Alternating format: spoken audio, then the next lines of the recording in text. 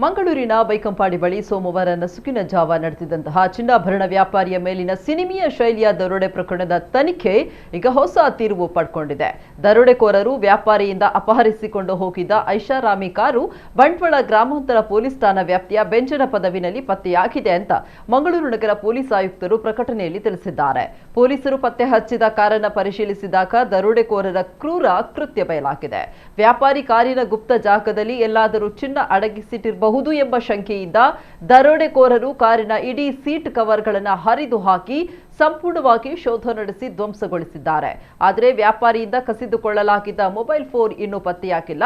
ಕೃತ್ಯದ ಬಳಿಕ mobile switch off ಆಗಿರುವುದರಿಂದ ಆರೋಪಿಗಳು ಅದನ್ನು ಎಲ್ಲಾದರೂ ಎಸೆದಿರುವ ಅಥವಾ ನಾಶಪಡಿಸಿರುವ ಸಾಧ್ಯತೆ ಇದೆ. ಸದ್ಯ ಪೊಲೀಸರು ಮೊಬೈಲ್ ಟವರ್ ಡಂಪ್ ತಂತ್ರಜ್ಞಾನದ ಮೂಲಕ ಆರೋಪಿಗಳ ಜಾಡು ಹಿಡಿತಾ ಇದ್ದಾರೆ. ಮುಂಜಾನೆ 2:30 ಸುಮಾರಿಗೆ ಬರೋಬ್ಬರಿ 3 ಕಾರುಗಳಲ್ಲಿ ಬಂದಿದ್ದ ಮುಖವಾಡಧಾರಿ ದರೋಡೆಕೋರರು ವ್ಯಾಪಾರಿಯನ್ನ ಅಡ್ಡಗಟ್ಟಿ 180 ಗ್ರಾಂ ಚಿನ್ನಾಭರಣ, ನಗದು ಸಮೇತ ಕಾರನ್ನ ದೋಚಿದ್ರು.